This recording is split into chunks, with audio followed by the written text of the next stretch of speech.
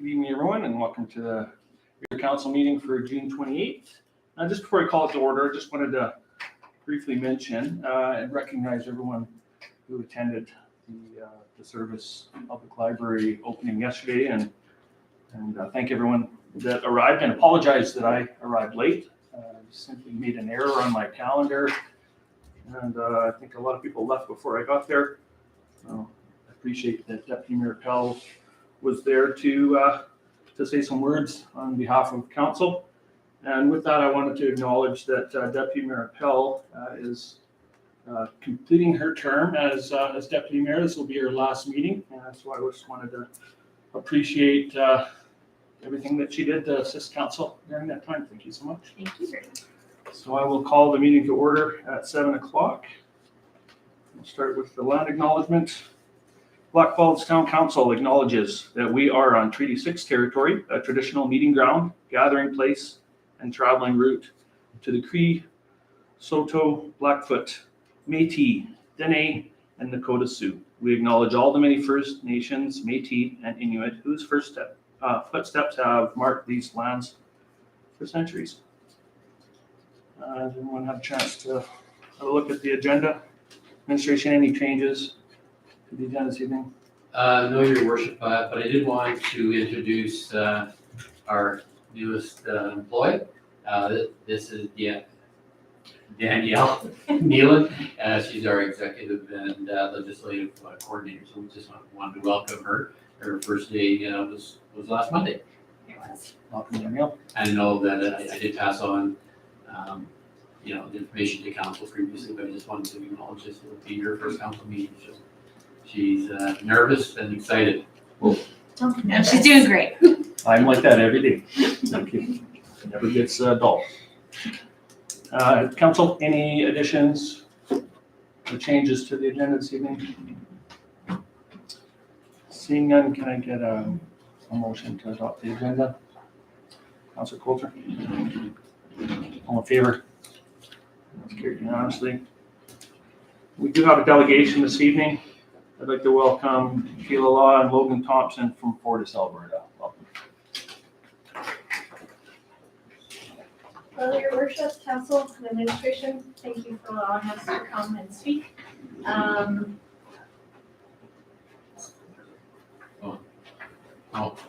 They are not. Sorry, they're not working. They're not working. Present. Oh, yeah, I can speak louder. Is that better? Yeah. Okay. Thank you. Sorry, 2 is my first time here.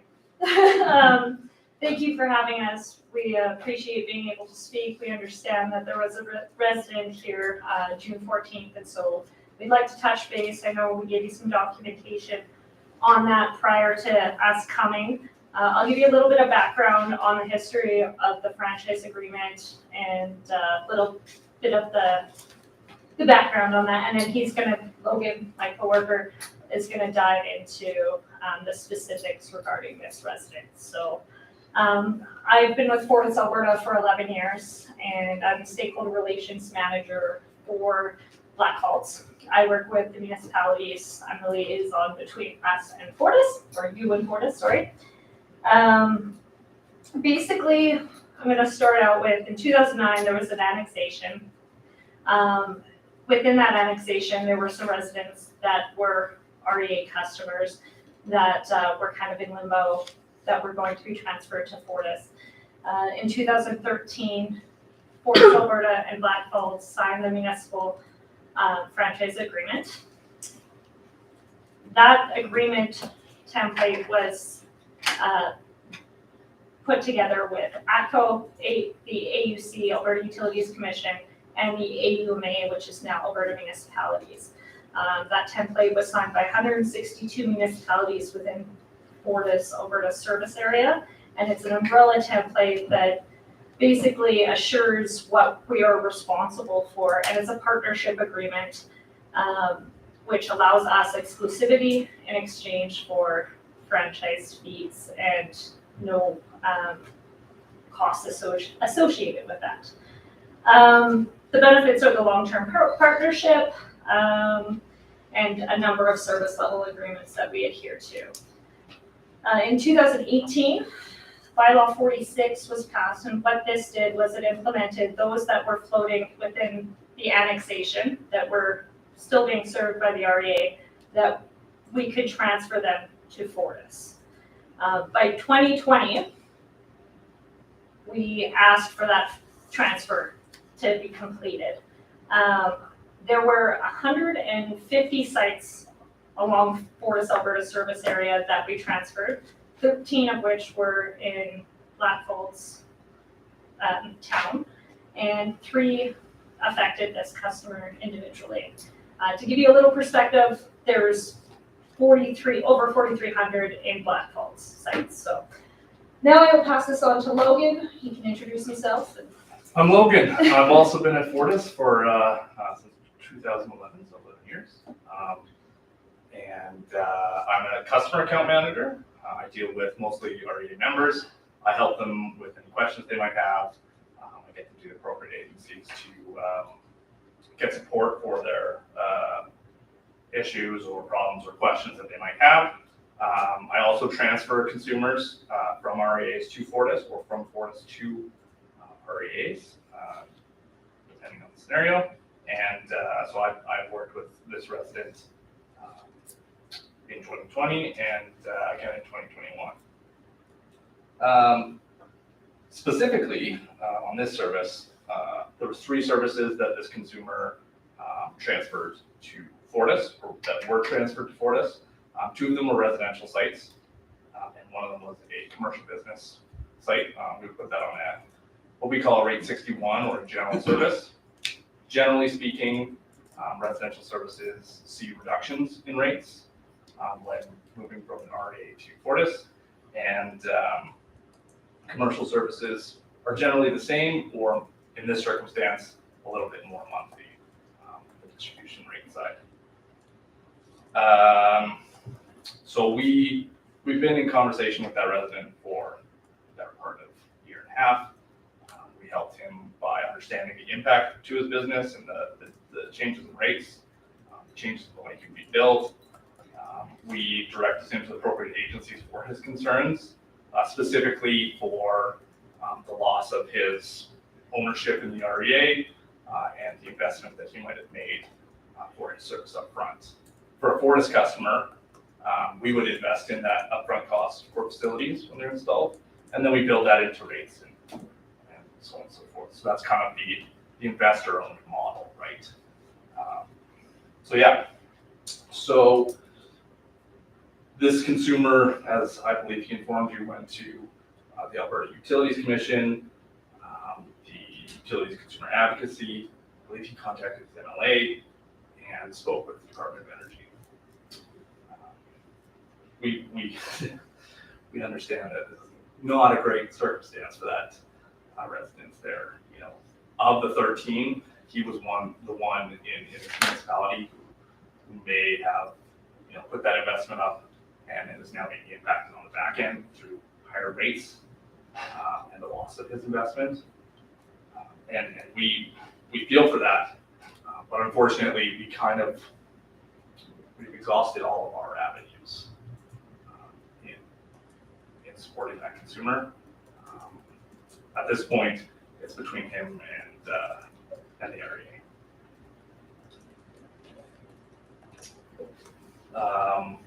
So that's the kind of information we have for you guys. I assume that you guys have some questions for us, which we'd be happy to answer.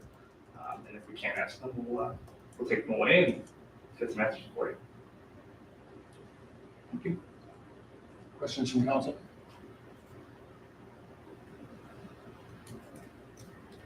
You might have assumed, but I think that I think it's fairly clear that for the average consumer, understanding these agreements is complex. As you said, this is an ongoing discussion that you've had with this resident for some time.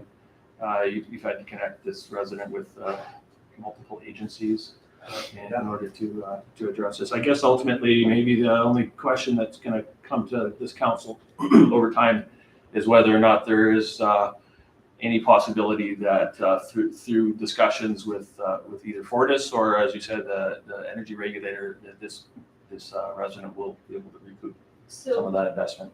we do continue to advocate and go to the government to support these kinds of situations to make them fair and equal. Unfortunately, we did pay for the asset, and we paid upwards of $50,000 for the asset. And I understand because I did watch the council meeting, and the REA had said to the resident that they'd be happy to pay us, but they're not happy to pay back their investment. And we have paid for it, and we are lobbying to get that fairness, but it is a long approach. And when it happens, we will absolutely advocate for this customer to get it, and any other customer that lost their investment. Yeah, it's an interesting situation, because the customer paid up front to put those facilities in, and then we paid for them again. And it's not for profit. So the customer's asking, where'd my equity go? Sorry, Councillor. So if you are already advocating on behalf of this customer, is there anything that council can do to help along that process? I've never had a council ask that question before, so I appreciate that. I'm not sure. Really, the issue here is REAs are completely unregulated entities. So really, members are really left to the board of directors to make decisions on their behalf. So, even he's been to MLAs and the Department of Energy, they don't have any oversight of REAs. So I'm not sure council can specifically assist that consumer in that fight. It really is between him and the REA. Great, thank you. Thank you for that, Councillor Spendy. That was my question as well. Would even us writing a letter to help, to send to the REA, did you feel something like that would be? I think your voice matters. I think your voice matters, and certainly any kind of support to do that does indicate some background. So we certainly wouldn't discourage it. We would encourage it because, having that fairness, and we do empathize with it. We understand. When it came across my desk, I went, oh, yeah, I get it. That's exactly right. Thank you. Councillor Coulter. Sorry, I just want some clarification. So this customer paid REA, and then when Fortis took over, they also paid, so Correct. they double paid? Yes. Is there not, if we're leaning towards doing a letter, is there something that, you guys and us saying, you guys got paid for this service twice? And we have said it, and we've lobbied and explained it, with no action on that side, because we do understand, because we paid for the depreciated value of the sites, and that would offset any kind of increased costs, because we did invest in it. So, yeah, those words have been spoken. But yeah, we welcome the voice, and I'd be happy to work with you, and he'd be happy to work with you to action it and get it out there. It's just kind of where we're at. Thank you. And now, one of the things that I recall with that gentleman who presented to us was his feeling that it was something that the town did in terms of entering into this agreement. And if I understood correctly what you said, this is a template that numerous municipalities entered into. This is not something that the town of Blackfalds specifically negotiated with Fortis.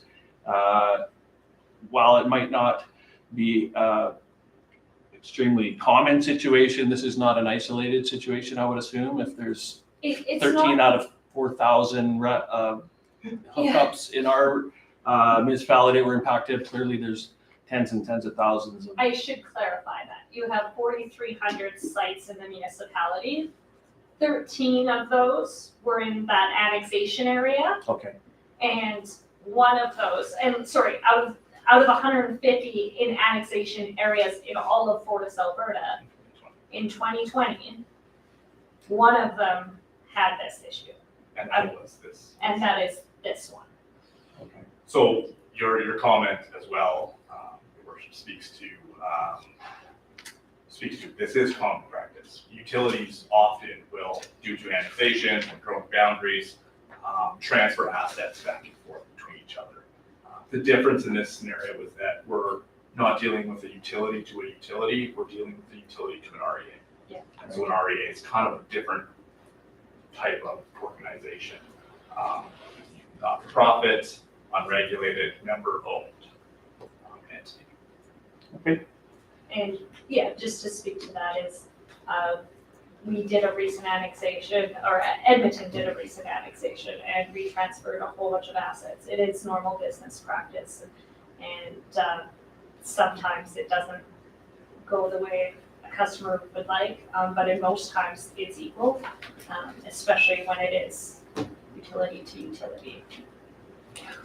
Okay, thank you. Yeah, I just wanted to get a sense for this council and for anybody else that might be listening, that this is not necessarily something that we as a town would have anticipated. I don't Yes. imagine that Fortis would have anticipated this either. It seems to be, in my interpretation, a little bit of a bureaucratic loop It that is, this customer is caught in, but it's likely that, or hopeful that this can be resolved just through Yeah. time, through that bureaucratic it is. process, and the energy regulator would be the ultimate authority in terms of how this outcome is, or would this be the energy? Gets grayer. This would, if it's an REA and a member issue, it would be the member and the board of directors of that REA. Okay. And if that fails, then that member could go to the Minister of Forestry or the Director of Rural Utilities. And so that's kind of the government overseeing body that's involved in some of those conversations. So they could go to that minister's office. They have additional complaints. I don't know if the resident has been there already. I do know that he did go to his MLA, but that's just another avenue. Okay, thank you. And oh, yes, Stephanie. Sorry, just one more. So I went back and watched the SEC. There is a question at the end of this, sorry. I went back and watched the SEC meeting from April 20th, 2020, where we discussed this. And yeah, the majority of the discussion went around because we did ask if this was going to be affecting anyone negatively and if there was a potential for additional costs to the owners. But the discussion that came from that was likely not, as the majority of the services were 30 plus years old, and likely no one would be looking at additional costs unless they needed to upgrade their infrastructure, which obviously this infrastructure is in between being newly placed and 30 years old. So yeah, I understand that it's definitely an outlier there, but yeah, I think if there's something we could do to help, I feel that we would likely want to do so. And I'd be happy to help and help facilitate that voice, because we are on board. We want to help. We understand it's unfair, and to your point, Your Worship, this really is a very small part of the franchise agreement and the benefits of the mutual partnership. So I don't want it to deter that, because generally speaking, it's a benefit to all residents and communities alike. So Yeah, we're happy to take that away. We'll see if there's something we can collectively to maybe try to help this right. Let's see, Thompson. Yes, Your Worship, the council administration would be pleased to bring forward a business item to the next council meeting. We've heard from both delegations, so we can encapsulate that information and bring it back for council to review further, provide direction. Okay, thank you so much. I appreciate that you came and took the time to explain this. I think it's important that people understand that you're not sitting in an office and in another city trying to avoid the relationship. So appreciate that we have potentially an option to help this resident. Thank you. Thank you for having us and reaching out because it is important to us. So we appreciate your support. Thank you so much. Have a great day. Right, we have no public hearing this evening. We do have one item of business arising from the minutes, the McKay Ranch Lift Station project update. Director Warren. Thank you, Worship Council. So the McKay Ranch Lift Station project update is presented for you guys tonight. I know we did bring this item forward as a information package in the previous council meeting. So really the McKay Ranch Lift Station project will provide sanitary servicing for the eastern side of town. This lift station will also allow for future flows from future lift stations in the north to be repumped to this lift station. The infrastructure will support the growth of the town of Blackfalds and will be funded fully by offset levies. The project was designed in 2018 and due to economic downturn and delay of completing the east area stormwater construction, this station sat on the shelf for a couple of years until we were able to move forward with the Alberta Environment approval late in 2019. So that allowed the area for the McKay Ranch Lift Station, which will sit directly east and a bit north of East Point Drive in the future McKay Ranch Phase 4 subdivision, to be potentially built. So the original budget for this project was $2.7 million, and that was done in 2018. Once we revised the engineering, testing, survey, and construction administration, as well as looking at the water table and impacts for dewatering and other sort of soil management concerns, we came in with a new opinion of probable cost of about $4.2 million. The project was then tendered, and we received 4 qualified contractor bids, with Alpha Construction being the low bidder at $3.66 million. Because this lift station was so over budget, we actually went back and negotiated with the low bidder Alpha Construction to see if we could get it closer to the original budgeted amount. That savings, we ended up looking to get about $300,000 by doing some redesign and things like that. Nowhere near to the $1.8 million we're looking at saving. So when we first brought this report forward, we were going through and potentially going to try to retender the project. However, since the original report came forward, we've learned that the future McKay Ranch Phase 4 is also suffering from some of the same sort of economic hardships. So they've actually delayed the development of that phase, so it's postponed to 2023. This will allow us a little bit more time to potentially look at cost overruns and other project costs, and allow us to complete our water and sewer rate analysis as well as some other documents, so that we can maybe go forward with retendering this in a year's time. That will allow us basically 18 months to get the station into the ground. So what we're asking tonight is that council authorizes administration to retender this project in the fall of 2022, with construction to be undertaken in 2023. Of course, when we go through the 10-year capital and offset levies review, we'll be looking at how we can squeeze this $4.2 million project into all of our other projects that seem to be going over budget. But I think with the ability to reprioritize that 10-year capital plan, we'll hopefully be able to integrate this into that future 2023 construction year. So with that, that's my report, and I guess I'd open up to any questions. Any questions from council?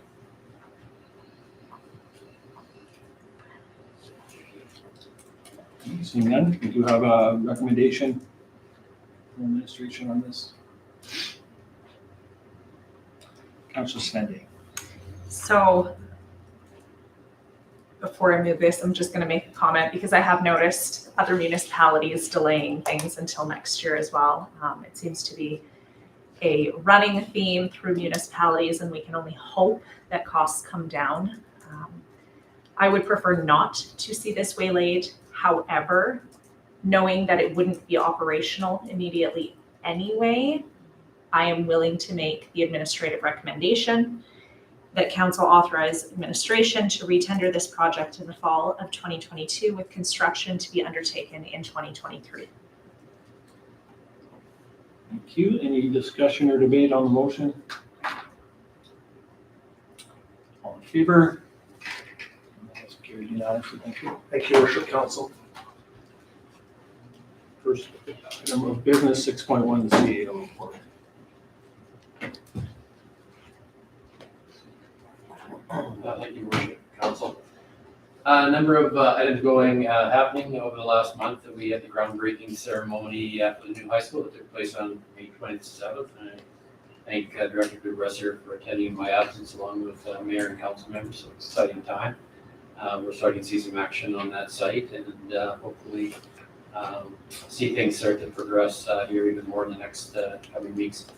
Assisting staff in a number of operational processes as well as capital program and project initiatives. Supporting and assisting in the Blackfalds Days event, which was very successful and very much enjoyed by participants. Big thank you to all the staff involved in making the event successful, as well as council in all their participation. As mentioned earlier, Danielle Nealon joined our organization recently as Executive Legislative Services Coordinator, with her first day being on June 20th. I was pleased to officially introduce her earlier and welcome her to her new position. With municipal enforcement, they've had a busy month to date. The department, in effort to be proactive, has been patrolling the town as time permits, addressing unsightly properties, parking violations, and other municipal bylaws. While proactive work has produced several files, we've also seen many complaints from residents as well. Currently, officers are seeing an increase in unattached trailers, animals of large and unsightly properties, which is normal for this time of year. The department has provided some leeway in enforcement of unsightly properties due to the amount of rainfall and the growing conditions that we've seen. So far, for the month, 61 files have been opened for investigation, 92 violation tickets have been issued, with 2 vehicles being towed because of violations. Traffic operations were conducted throughout the month of joint agency organization organized by Lacombe County, resulting in several violations. The department has continued to ensure the Abbey Center receives coverage through sporadic patrols whenever possible to deter the poor behavior that we were seeing from various youth attending the facility earlier in the year. Of concern with the town, we've seen an increase in graffiti, causing the Parks Department extra work to remove from playground equipment, outdoor rinks, mailboxes, and other locations. And so we ask any of the public seeing any of these type of unwanted activities to report it, so that we can take the appropriate action. The department's been working on community initiatives throughout the month. Several patrols with side-by-sides have been conducted. Bike patrols will begin once again, with officers using these opportunities to both meet residents and provide enforcement initiatives throughout the town. They've proven very successful and popular with the public. On June 1st, the bike rodeo was held and considered a success, given we had not had one for 2 years. Officers were active in Blackfalds Days with coverage in the parade, fireworks, and all the activities with the community during this time. July 4th to 7th is Kids and Cops, which is a program organized by Big Brothers Big Sisters, with many agencies assisting, such as the Blackfalds Municipal Enforcement, Blackfalds RCMP, City of Lacombe Police Department, Lacombe County officers, along with other agencies. With emergency management,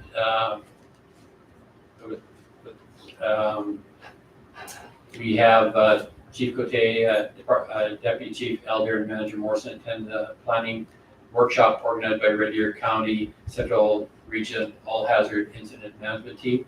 This is a great refresher, providing some insight into changes which have occurred and position-specific work required during an emergency. 3 staff members will be attending the ICS 300 training hosted by Lacombe County over the next few weeks, with the course broken down into day segments, making it more manageable for those who cannot get away for 3 days at a time, with further ICS 300 training hosted by Blackfalds taking place in September. Manager Morrison continues to work with LREMP in preparation for the full-scale exercise to take place October 26th of this year. All municipalities have now had the opportunity to complete a tabletop exercise in preparation for the event. We're hoping to do a second exercise later in the summer to test our ESS plan further. In fire, we've had 3 recruits that were brought on this month, and we'll be working with a mentoring group throughout their 6-month probationary period. We're excited to see new recruits wanting to join the service, bringing our numbers of volunteers up. The department has been working on fully transitioning to the AFRAX radio system that we've been doing over the last 3 years. Recently, they've been working to partner with the City of Lacombe and Town of Sylvan Lake Fire Departments, who are currently in the process of moving towards AFRAX as well.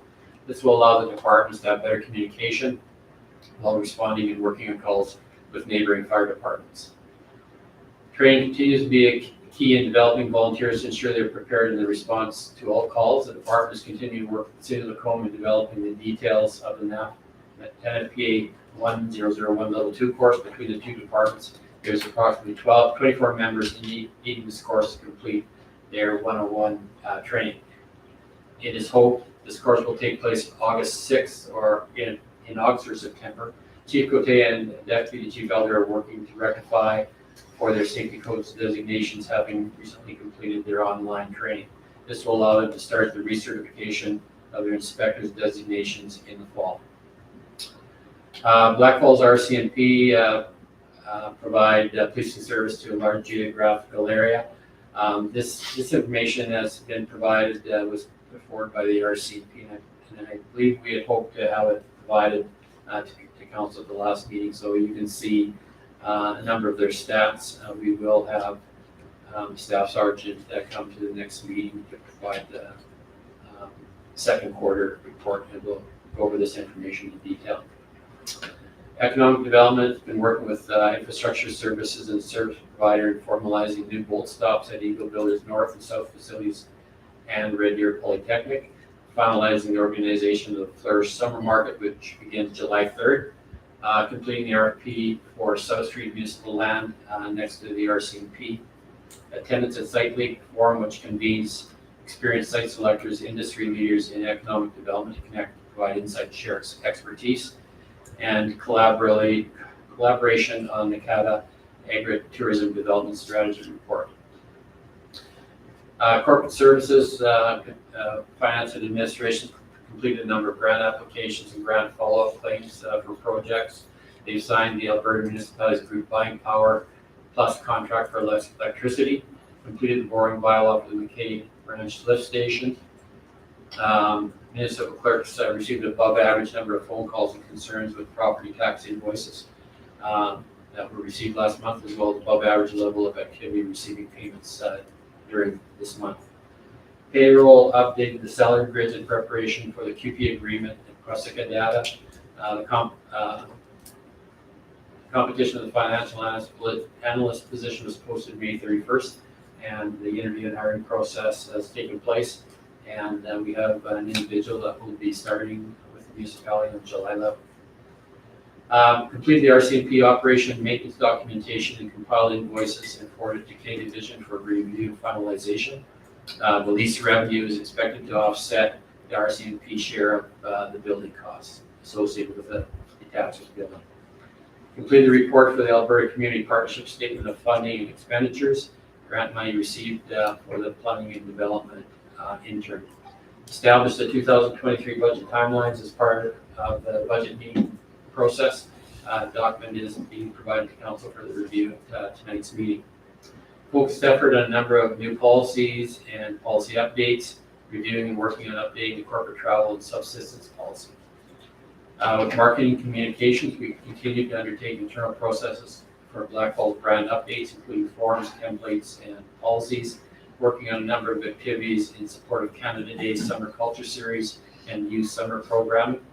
Monthly newsletter preparation and dissemination. Considerable activities undertaken in support of preparing, debriefing, and future planning for Blackfalds Days, including working on assembling Blackfalds Days video that will be utilized for promotional purposes. and working on the preparation of the full guide submissions. IT and records management, working on configuration, installation of wireless access points for the town facilities to provide a secure Wi-Fi network for all staff. Continuing to work on the file deduplication project to organize and clean up files on our network share, and new computer replacement configuration and rollout for the current year. Infrastructure and property services correspondence has been drafted regarding the Northwest stormwater that will be forwarded to Alberta Environment and Parks and the Environmental Appeal Board. Inspections of the East Area storm system have been completed. We're currently working through deficiencies with stakeholders. Director has been working with Stantec and to support border paving on the Great Street Womax extension, new scope and ongoing construction matters as they arise.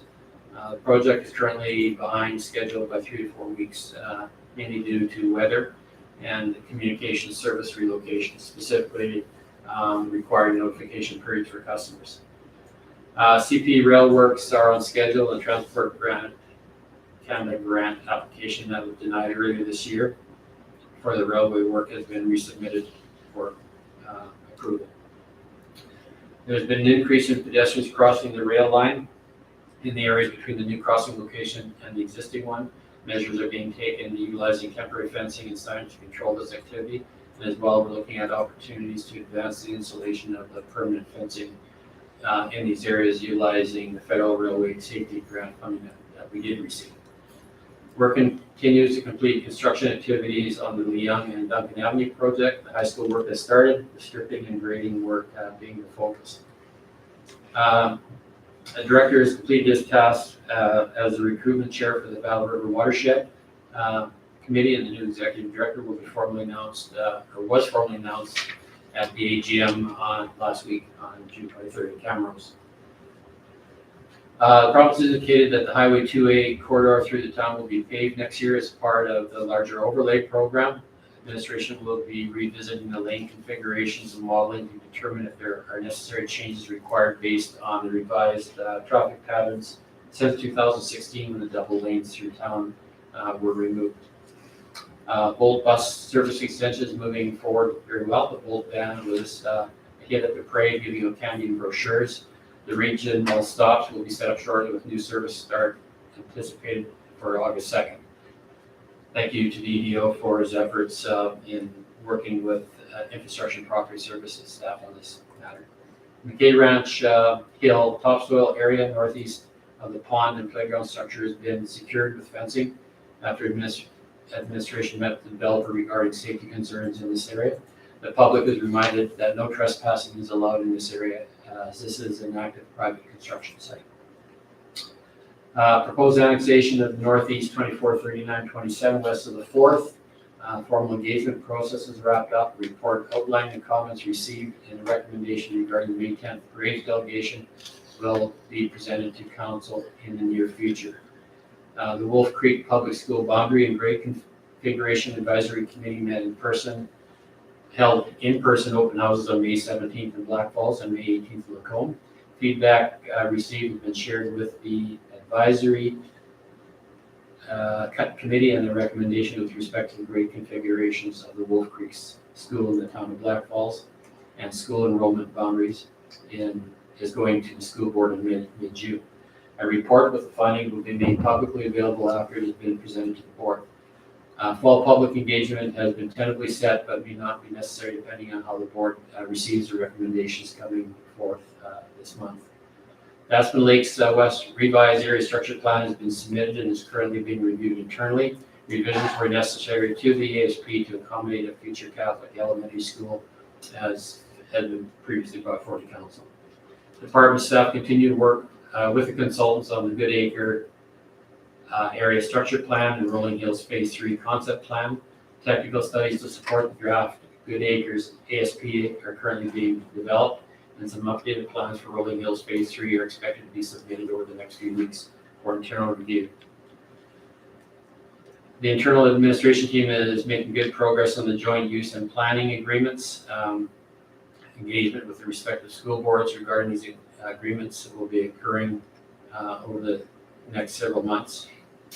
Planning development staff met with the town safety codes contractor, IGD inspections for meet and greet, and to discuss some trends and other items impacting the world of building permits. Among the items discussed was electronic permitting processes and some challenges with basement developments occurring prior to the issuance of the needed permits. Public Works operations has included annual sweeping, alley grading, calcium applications, which are all now complete. Now the department is fully focused on crack sealing, hydrant flushing, and ongoing water and sewer operations and maintenance. Operations developed new stormwater facility condition assessment templates that will be utilized this year.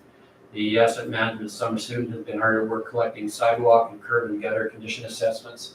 This is the first year that the town has done a formal curb and gutter condition assessment as part of the sidewalk inspections program. The results of these inspections will be provided to Public Works for internal repairs and towards future capital planning for larger replacements and improvements. The department is undergoing a draft review of the new asset management strategy for the town. The strategy will define life cycle activities that are used to manage the risks to levels of service associated with asset creation, commissioning, operation, maintenance, and disposal. The draft version will be brought forward to council through the standing committee later this summer. As part of the pavement management study capital project, Stantec has completed the initial pavement study the week of June 1st.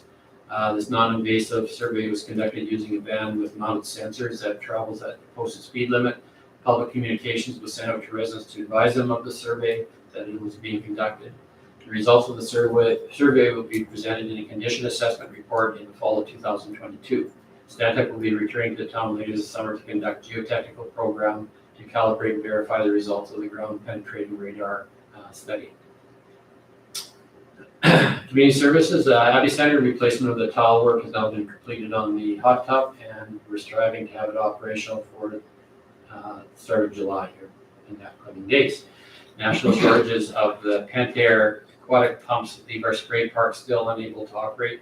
Even with the cool, wet weather, we've been hosting many school groups for year-end parties, and use of the spray park definitely been noticed. So we are working hard to find a replacement pump for that part of the facility.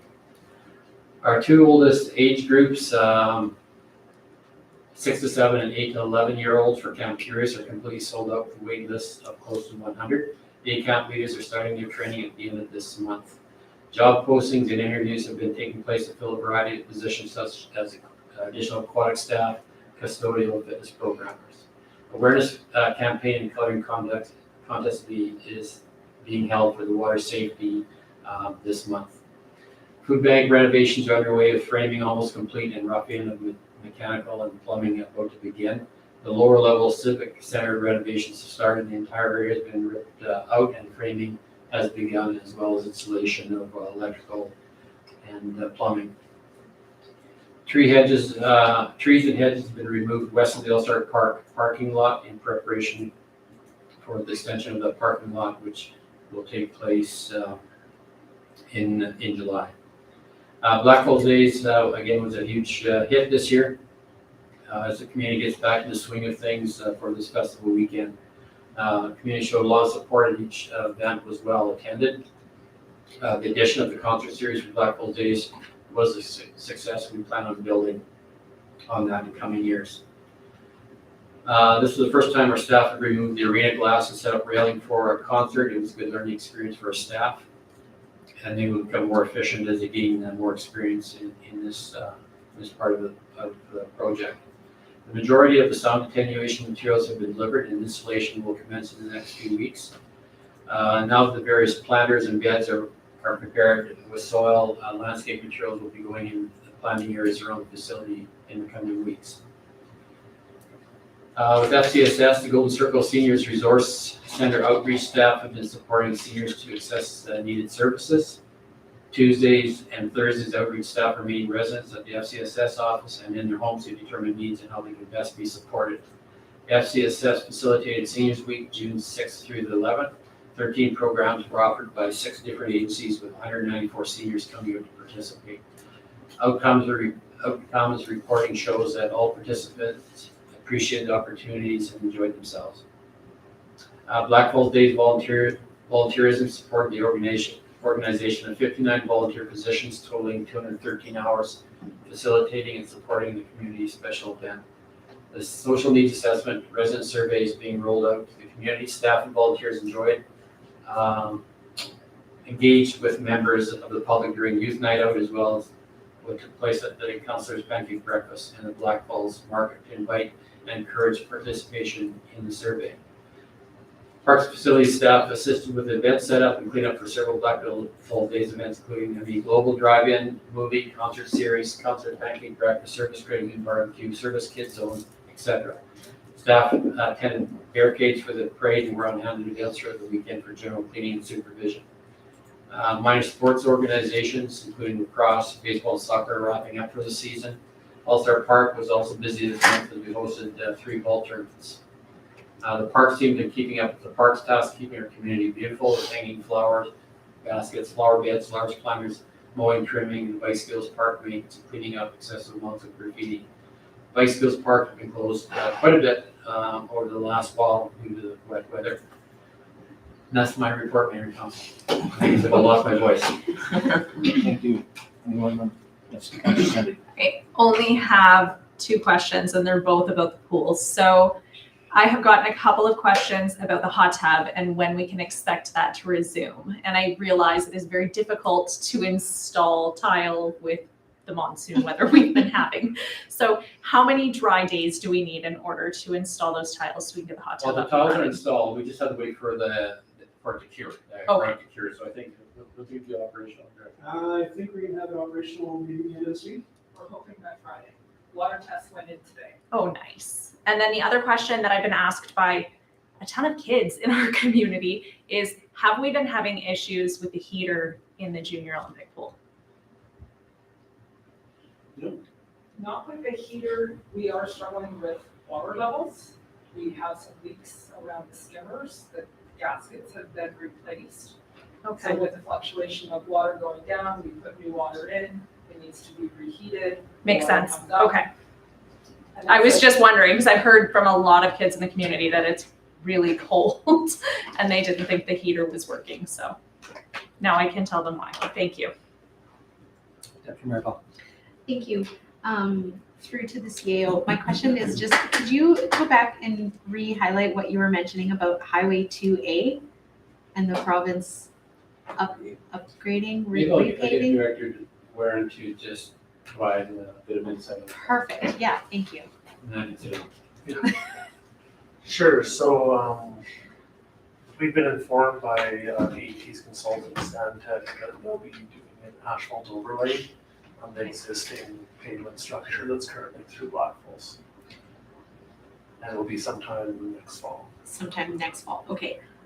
So then my question is, because currently southbound on 2A between Gregg Street and Park Street, where it merges from 2 lanes into 1, those lines are completely, like, they're almost non-existent. You cannot tell that the 2 lanes are merging. So if there are people from out of town who don't realize that all of a sudden you need to merge lanes, it could be an issue. And I know that we've spoken before about there being a shortage of road paint in Alberta, but is there any way, do we know if Alberta Transportation is planning on putting in those few little lines, or if not, because they're planning on repaving apparently next fall, is there something we can do in the meantime? It's just that one little section.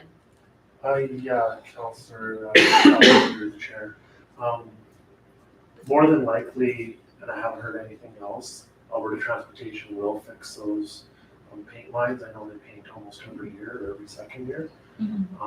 That being said, if you let us know which area it is, we can ask the operations fellow there directly. We could potentially get a roadside development application and go in there and do the paint ourselves, but that would require a special traffic coordination strategy. So we could do that, it would just be a little bit more effort on our behalf. Do you need a resolution from council to be able to ask AT about that one little section between Gregg and Park Street? No, Councillor. Okay, wonderful, thank you. And sorry, just to clarify, it was between which? Gregg Street and Park Street. So when you're coming southbound, where it goes, because you're 2 lanes at Gregg, and then all of us very quickly, they merge into one, like the left lane merges in. So if you're not expecting that, yeah, I witnessed something a little sketchy there the other day. I thought, oh yeah, those lines should be touched up. Okay, thank you. No problem. And since you're there, Dr. Ryan, I've had a couple of residents ask about the Greg Street realignment. One question was whether or not that schedule is impacted at all just because of the rain in the last couple of weeks. And then the other was with regards to the pedestrian crossing, or at least that aspect, because we've deferred or at least delayed the gathering space. So if you could maybe update us a little bit on how that may impact, those two things may impact the schedule. Sure. The first thing is the plaza side or the plaza crosswalk there, or the 3-meter asphalt path. So right now we've got millings along there through the plaza, and that's kind of the temporary plan. But in the contract, we do have the ability to go in there and pave that area. And we're just kind of reviewing whether we should do that this year or maybe wait until the following year. So that would be the plan ultimately, is to pave a 3-meter pathway from the existing bump there through the plaza and then up along the new road, or the new pedestrian crosswalk and the closure of Craig Street there. So that's the update on that. And then what was the first part of the question? Whether or not the alignment is impacted by the rain, whether or not Oh, it's on yes, schedule. yes. So yes, it definitely impacted us by about a week and a half for that whole area. But really, the concern has been to date is just trying to get rid of some of the Shaw communication lines in that area. So they have to provide a certain amount of notice. So they were able to move one section of the infrastructure to allow border to keep going for all those curbs and the like. But at the end of the month, they'll be able to provide that notification period will expire. Then they'll be able to remove the other 2 poles that are kind of in the way. But really, yes, the weather did impact our schedule by about a week and a half. Right now, as of yesterday, I believe we've updated the detour roadway notification for Grady Lomax and extended it to potentially have the new alignment crossing open on July 25th, probably there with. So it's delayed by about a month. And I'm not sure I understood. So with the pedestrian crossing where the current rail crossing is, will CP be putting in new equipment for that crossing this year, or will that be? Yes, that's the plan. So what's supposed to happen is that the traffic configuration is supposed to move from crossing Broadway on July 25th to crossing the new rail crossing to the north along Lomax. And when that happens, then the contractor will remove that physical road itself, and then CP will come in and build a new pedestrian crossing with gates specific for pedestrians right at that crossing. And that's planned to happen as soon as they can get in there. So more than likely the last part of summer, early part of fall. But it is scheduled to be completed this year. Okay, thank you. Councilor Swell? So my question is actually for CAO Thompson. I'm curious, I don't think we've ever had 100 on the waiting list before, have we? I don't believe so. I think it's just the sign of the times with. It's great, I'm excited. Is there, because we're so full, is there any plans to change it so we don't have a waiting list next year? Or have different type of camp opportunities in the community that people can still utilize? I think we'll take the experience from this year and then build upon that and look at ways, just like we do with everything, try and improve some programs for sure. Yeah, no, I'm excited that we're full, but I would love to see more opportunity Oh, for sure. for people too. Thank you. Any other questions? Motion to accept CAO report. Councilor Swell? I'll move to accept the CAO report as information. Thank you. All in favor? That's unanimous. Thank you. Business item 6.2, the 2023 budget planning timeline. Thank you, Your Worship and Council. So I'm here to present the 2023 budget planning timeline. The budget schedule follows the budget planning policy and procedures to ensure both council and administration have the schedule to move forward with endorsements and improvements, approvals throughout the process. The schedule has highlighted both capital and operating. Capital is in light blue and operating is light green. The timeframes for planning, reviews, and approvals at all levels. The timeline has considered the availability of administration and council, upcoming conferences, regular council meetings, and standing committee meeting dates. Public engagement is an important part of budget preparations, which help provide a better understanding of the community's priorities. This year, similar to last year, we will be doing a survey. That will give the opportunity to engage the public with an online survey and by attending the Community Information Expo on September 7th. The budget survey would be conducted from August 22nd through to September 11th. With this overlap, we'll be able to seek further feedback at the Community Expo. It's the intent to have the final survey results released with a report back to Council September 27th. A draft of the both the 10-year capital and the annual capital will be reviewed with Council around the October 25th meeting date with final approval scheduled for November 22nd.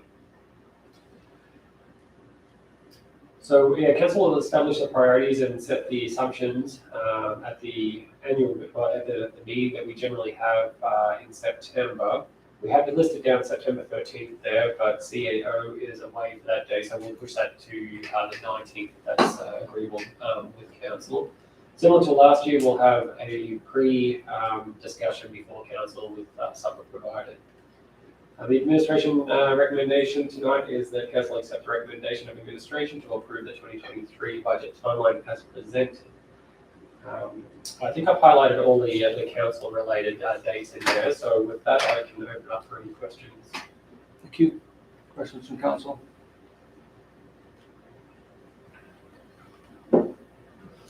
The only one that I would have would be with regards to Questica training. So the previous council did have one opportunity to have a workshop to be familiar with Questica with these new council members.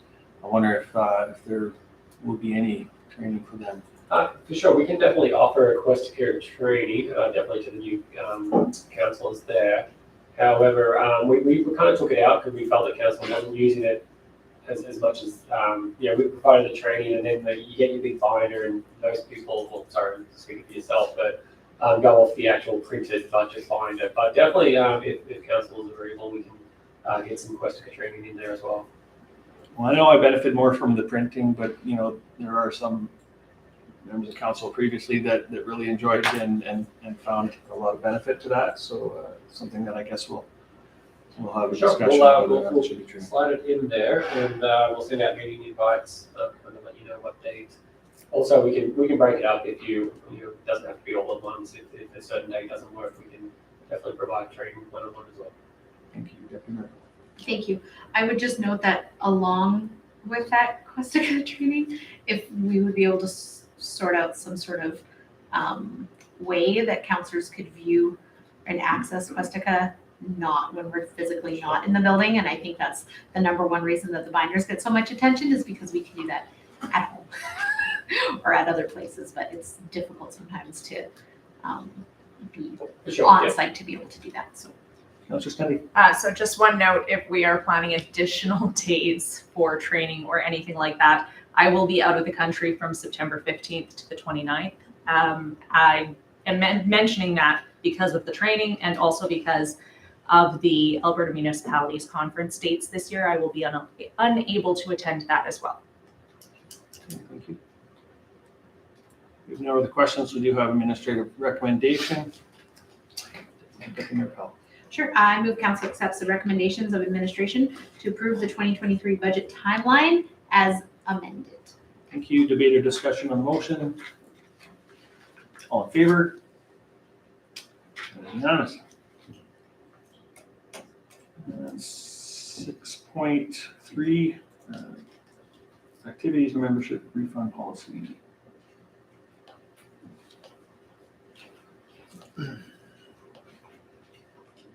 Thank you, Your Worship. Good evening, Council. As the services offered, such as lessons, activities, and memberships, have evolved over the course of the last several years, it was felt now was a beneficial time to review the existing program and lesson refund policy to ensure that it aligns with best practices and to meet the expectations of the public that we serve. Also, we have had a couple of recreational software changes since this policy was last reviewed, and we feel that there's now viable opportunities that were not present with prior software versions. Adjustments have been made to accommodate as much leniency as possible for the user while not being a detriment to service delivery or at a financial cost to the municipality. Through feedback, it has been captured that users value flexibility and understanding to their sometimes unforeseen circumstances that may challenge their ability to participate in a prior registered activity or membership. Comparisons were required to see what level of accommodations were being offered by our counterparts in similar facilities and communities, and we feel confident that these revisions are more favorable in comparison. Due to the amount of changes required to ensure this policy addresses the needs of its users and to appropriately guide staff, it is being brought forward to council as a new policy, and administration will seek to rescind the program and lesson refund policy 115/15. Further to that, administration's recommendation that council accept the recommendation of the Standing Committee of Council in updating of the program and lesson refund policy 115/15, which is brought before council as a new policy titled Activities and Membership Refund Policy 153.22. That council formally approved the Activities and Membership Refund Policy 153.22, and furthermore that council rescind Program and Lesson Refund Policy 115/15. I welcome any questions. Questions? Just one quick one on the,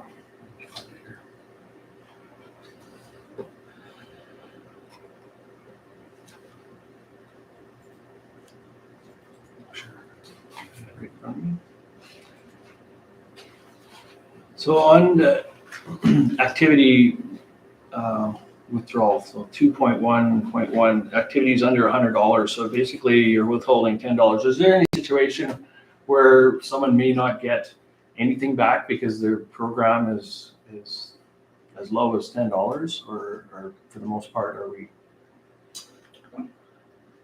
Most of our programs, some of our programs are very low, like $20-some for a 4 or 5 day spend class, all the way up to a couple $100 for like Camp Curious. So that's why we brought forward the two different under 100 and over 100, separated what used to be 25%, because 25% of a larger scale registration can be quite a financial hit for some people. So that's why we separated it out. Whereas, you know, on a $23 registration, you know, it doesn't equal as much. So just trying to find that middle ground, still trying to make sure that it is affordable for people, that it'll be a consideration when they're trying to cancel. Because when people do register, they are taking out spots potentially away from other people and other users that haven't been able to register. Any other questions? So we do have 3 recommendations.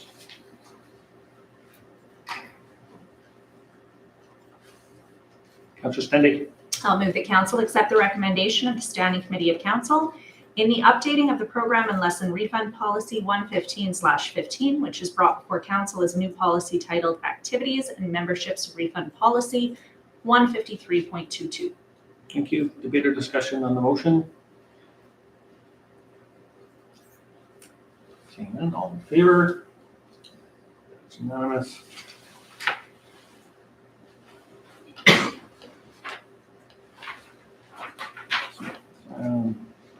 Second recommendation, Councillor Swab. I'll move that council formally approve the Activities and Memberships Refund Policy 153.22. Thank you. Debate or discussion? All in favor? Unanimous. And third recommendation. Councillor Sands. I'll move the council rescind program and lesson refund policy 115/15. Debate or discussion? All in favor? That is also unanimous. Thanks so much. Thank you. And 6.4, corporate credit card usage policy update. Thank you, wish to council. Before you do have the corporate credit card usage policy. The policy was presented at the June 20 standing committee meeting with recommendation to bring forward for formal adoption. Required amendments were made based on council's discussion. At that meeting, the discussion around the word per diem as it came up, as it also relates to council remuneration and compensation policy.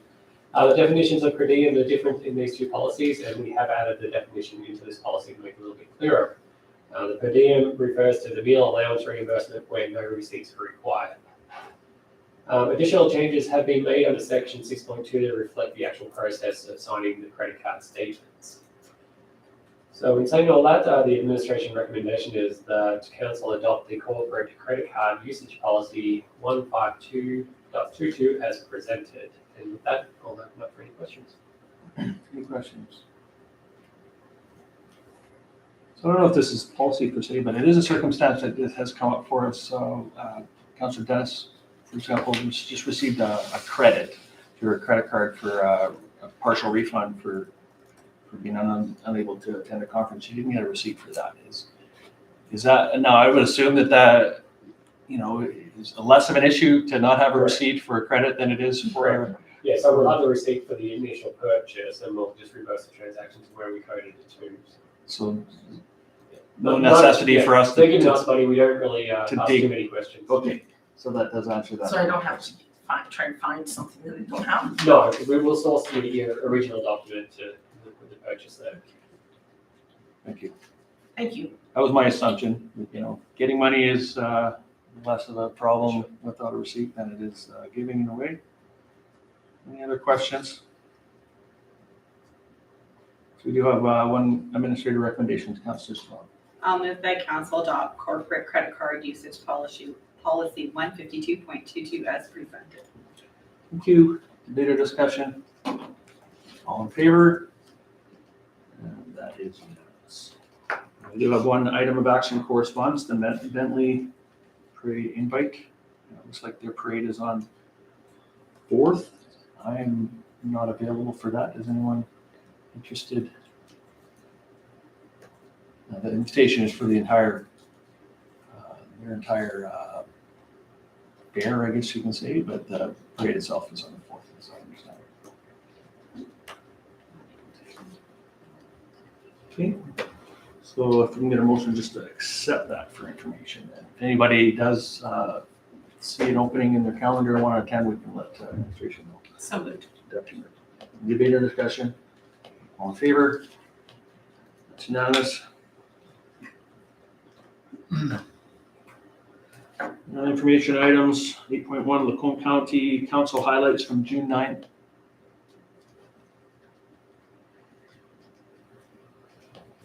Comments, questions? 8.2, City of Lacombe Council highlights from June 13th.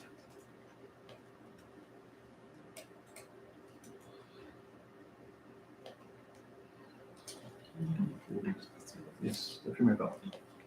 It's a related / unrelated question through the mayor to the CAO.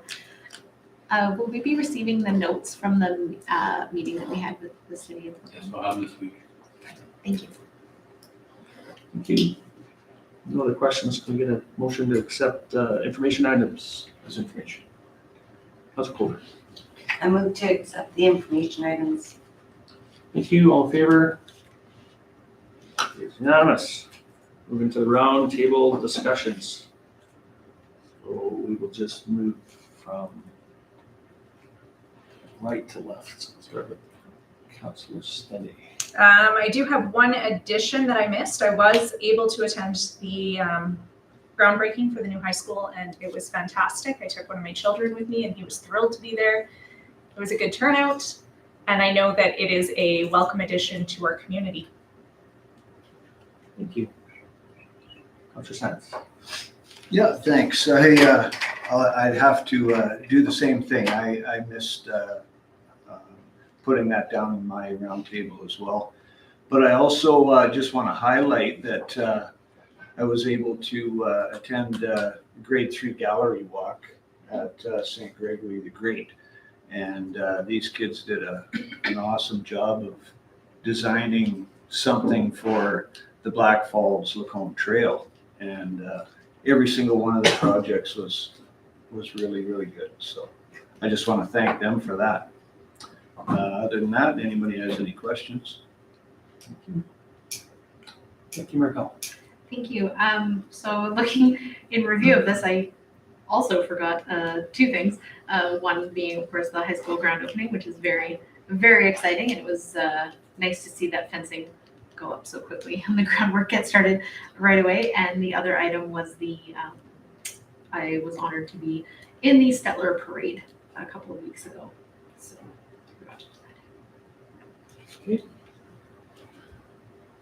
Thank you. Councilor Stoll.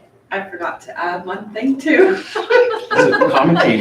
June 1st, I attended the community health fair when they had the bike rodeo going on at the Eagle Builder Center as well. And I really enjoyed the community health fair. I thought it was a great idea and I really hope it continues and it will grow. I also attended the Seniors Week bingo and there was quite a few seniors there and it was great to be able to sit around a table and play with the bingo cards and enjoy conversations with our seniors. So thanks. I really hope to see more seniors activities next year. That's good. Thank you. Councilor Dennis. Mine looks very short because it was very long last time. Because I had my dates not 15th. Understandable. So I actually was busy. It just appears that I wasn't. And nothing to add? Seems to No, be the not theme. really. Everyone- Okay, Look back a month. okay, thank you. Councilor Coulter. I have no changes, I just have a comment. In attending the Wolf Creek School, public school boundaries and grade, that was very interesting to go and talk to the number of displays that they had up there in regards to where the boundaries are gonna go and talking to the organizational people there in regards to the grade reconfiguration. It was really interesting, especially having my kids growing up in the community and seeing this new sort of changes come through. Thank you. Thank you. And for me, quite a busy month. I guess probably the most significant event that I attended was the FCM, Federation of Canadian Municipalities in Regina, which is always an interesting conference to go to. It's a different city every time. So I, surprisingly enough, never been to Regina and didn't know what to expect. And they did, considering it's relatively small city to host an event such as that. I think they did a great job. I spent a whole lot of time riding transit because being a small city, we were spread out. The delegates for that, 2,000 plus delegates for that, were spread out all over, and we happened to be on the opposite side of the city from where the conference was. So I got very familiar with their transit system. And so I probably spent about 4 hours, it seemed. 3 hours for sure, because I know just getting to the conference was an hour plus. So I'm not normally a bus rider. You know what they say, a lot of experience is just getting there. Yes, it was. Yes, it was. the journey. Yeah, I can now drive that road now. I've done it enough times. But yes, congratulations for Regina putting on a good FCM. The other thing that was exciting to attend, and Councilor Dennis attended as well, was the Cape held a networking event at the Trackline 2.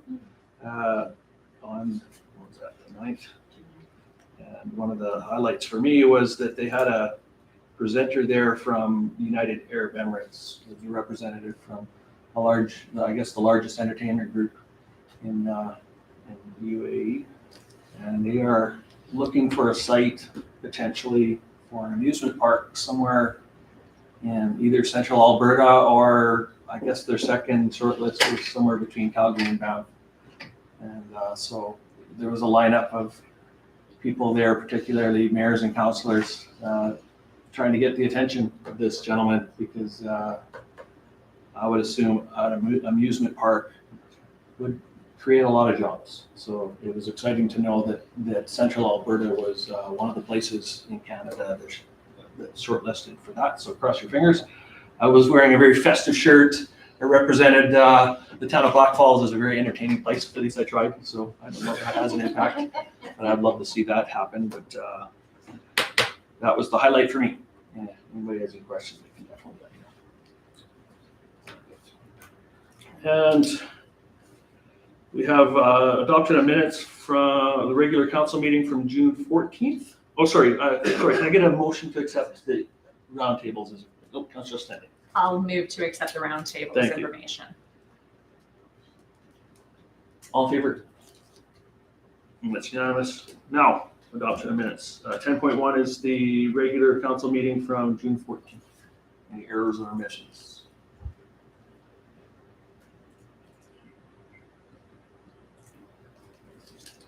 Can I get a motion to accept those minutes? Thank you, Mayor Pell. So moved. All in favor?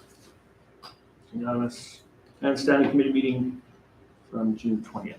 Councilor Stanley. Under business for the good of the committee, it says National Aboriginal Awareness Day, and I would respectfully request that we change the wording to say National Indigenous Peoples Day, as that's the official title of this significant day according to the federal government. Yes, thank you. You're correct. That is the official name for that. Any other errors or omissions noted? Can I get a motion to accept those minutes as amended? Councilor Coulter.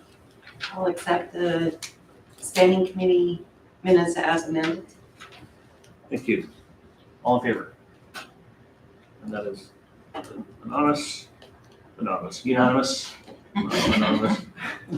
Similar but different. No notices of motion.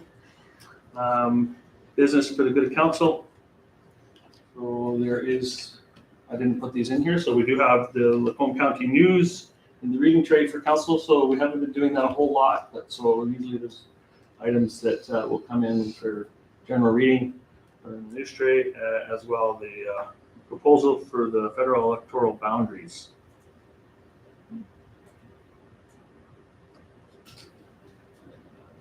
Do you need a motion to accept those for information? That's just for good. Thank you. And so that is the end of our open meeting. We do have a couple of confidential items. So does council want to take a 5-minute or a quick recess before we move into camera? Please. Can I get a motion to take a 5-minute or whatever recess? Councilor Dennis? All in favor? That's unanimous. Thank you.